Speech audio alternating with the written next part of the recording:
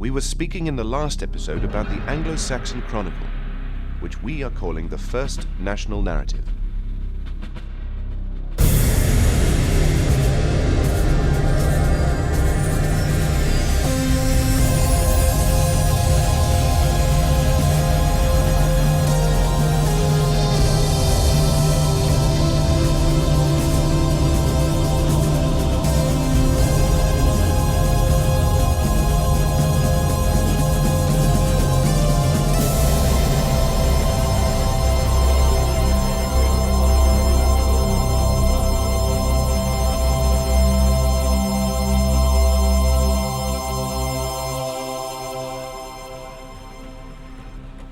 Some of the information in the Chronicle was taken from sources outside England, and it mentions events abroad, particularly in Scotland and Wales.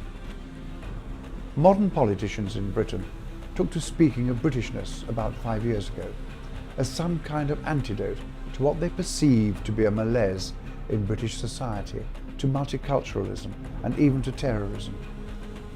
If politicians are serious about Britishness, they'd better restore to the school curriculum, as the first measure, the teaching of history in a chronological way, names, battles, dates, and not leave this only to people like me. Names, battles, dates do not have to be boring if they are in a context, as these first few episodes aim to demonstrate. History sheds light on the present, but is no longer compulsory in schools.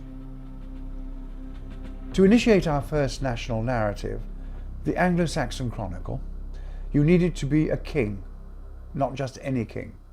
You needed to be a really powerful and determined king. The king, as we heard in the last episode, was Alfred the Great. He was not taught to read and write as a child, but had himself taught to read and write English, as it then was, and Latin in his 20s. He was quite good at it, we understand. He wanted all his clergy to be literate, together with his noblemen and others of the elite.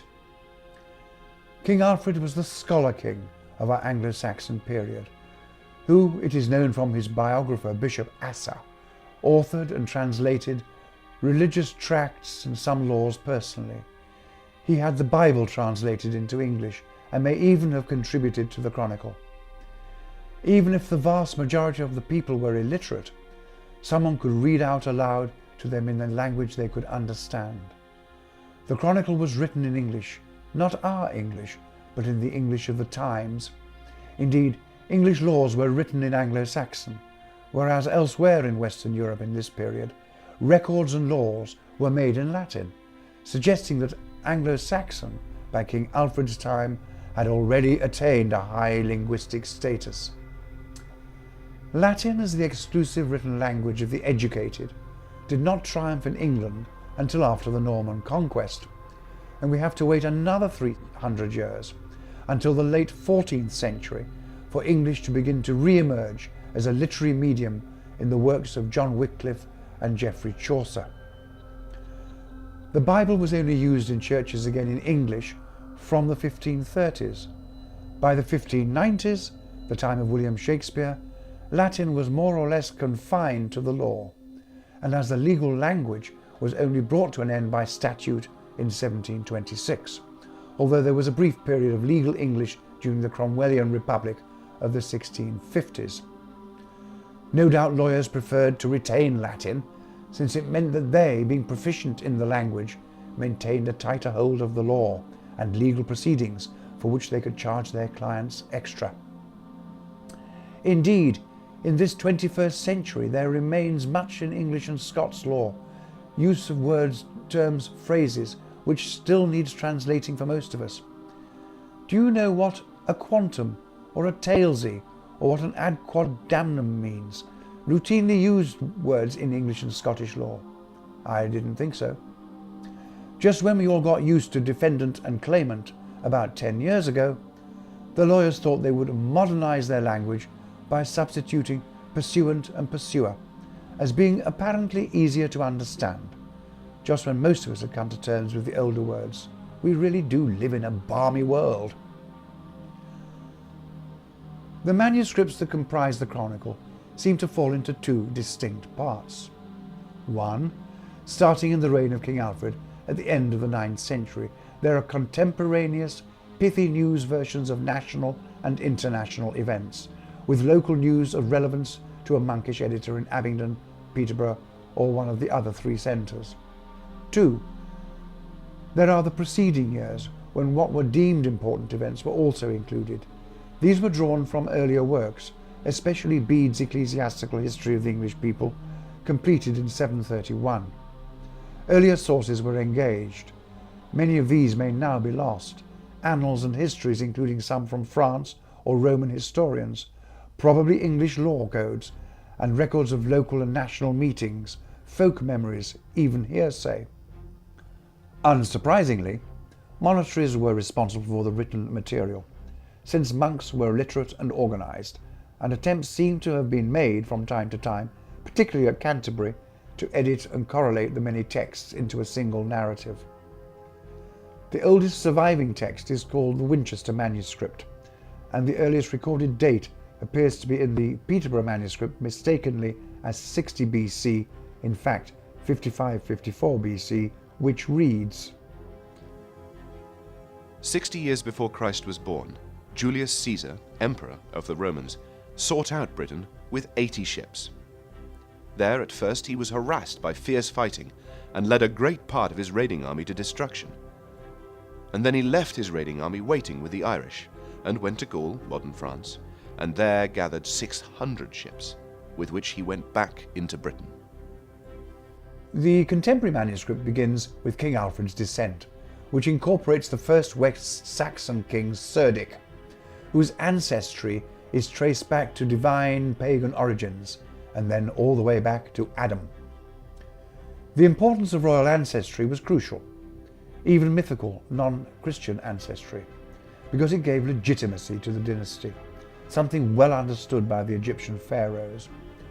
Ancestry is about roots, about belonging to a greater whole.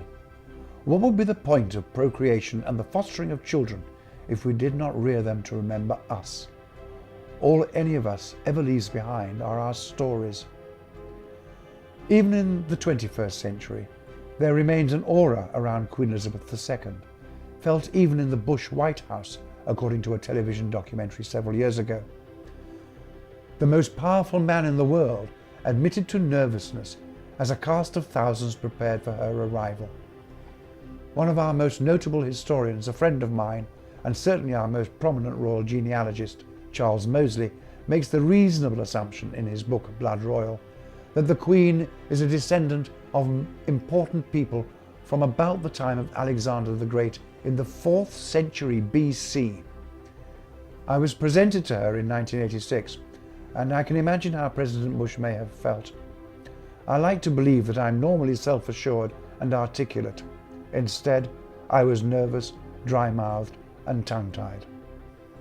You can imagine, therefore, how much more ancestry must have counted in Anglo-Saxon times, a period of deep religiosity, when kings were crowned as God's representatives on earth, as they were from the reign of King Edgar in the 10th century, all the way back to the first book of Kings in the Old Testament.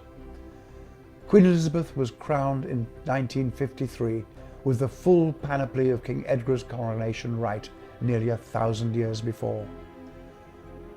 The Chronicle focuses on religion, so the accessions and deaths of popes are recorded, as are the deaths of bishops and other important prelates. Religious festivals permeate the prose, particularly Easter, and days in an annal are usually given as such and such a saint's day, or Lammas, or Rogation, and other important days in the Christian calendar, which Professor Swanton has helpfully dated for us in his footnotes. The lives, acts and deaths of kings are also important, as are the acts and deaths of certain ealdormen, whom we would call regional governors, from which we can derive a chronological history of the later Anglo-Saxon period, written as events happened. Some reigns are poorly covered, for example, the reign of Canute between 1016 and 1035. But the Chronicle is a rich source for the reign of King Ethelred II, the Unready, and we can easily deduce that it was Ethelred's dithering that led, at the beginning of the 11th century, to the fall of the English monarchy, so carefully built up by King Alfred and his sons and grandsons. As has been so wittily put recently, history is just one thing after another. It is what you do with it that counts. Kings of the Franks, later of France, and Western emperors get mentions, particularly Charlemagne, the first emperor in Western Europe since Roman times, who was crowned by Pope Leo III in Rome on Christmas Day. By this time, English kings and their families had long married into the Frankish royal family. King Edward the Confessor is abundantly covered in the Chronicle, which is good for us because he reigned for the 24 years to 1066, when Duke William of Normandy invaded England and seized the throne as King William the Conqueror. We find that the Vikings who made so much trouble for Britain were related to the Normans, who were themselves Viking invaders of northern France. The Chronicle tells us that Vikings, after attacks on England, often sailed to Normandy, where they probably had relatives, or to the Rhine to resupply for an attack the following year. By the 10th century, the Chronicle begins to record the deaths and accessions of Norman dukes, who were the descendants of those Scandinavian interlopers in northern France. We learn that, as the dukes established themselves, they are privileged to marry members of the English royal family in the 10th century. No thought then of a Norman conquest of England, which was in the hands of King Alfred's very capable progeny. The Chronicle occasionally reports some act of a Duke of Normandy within his duchy, long before the Conqueror. When the Anglo-Saxon monarchy is finally superseded by the Danish under King Canute in 1016, we find that Ethelred's son, the future King Edward the Confessor, has already been sent to Normandy for safety, where he is brought up in the Norman court at Rouen. Perhaps from conviction, though very likely also as an act of realpolitik, we are told that Canute married King Ethelred's widow, Queen Emma, in an effort to underpin his legitimacy on the English throne. We learn from the Chronicle that while the Norman conquest was the most turbulent time for England, as any violent regime change was and remains, the Normans were hardly unknown to the English. Normandy, as England's nearest neighbour, was not unfamiliar to folk as different as noblemen and clergy and merchants and sailors. Many Normans knew England well, and vice versa. When Edward, the future saint and confessor, returned as king in 1042, he was thoroughly Normanized. In fact, he was French, and had brought with him a Norman entourage whom he rewarded liberally, the source of much trouble in the 1050s, with the Godwinsons, the greatest of the Anglo-Saxon aristocrats, as we shall see.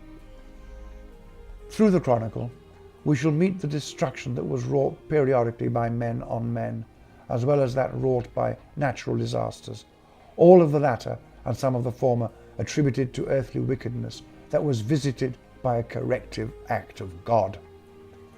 In our secular age, we can hardly begin to understand the sense of mankind's submission to God's will that emerges from the pages of the Chronicle, indeed all chronicles that will come before us in this early medieval world.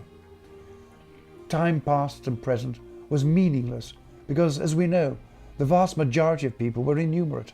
They did not even know their own age. What did such things matter?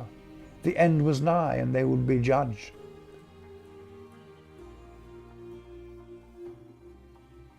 In the next episode, we introduce King Arthur and Hengst and Horsa, traditionally the first Anglo-Saxon leaders in England. Were they myths or historical figures?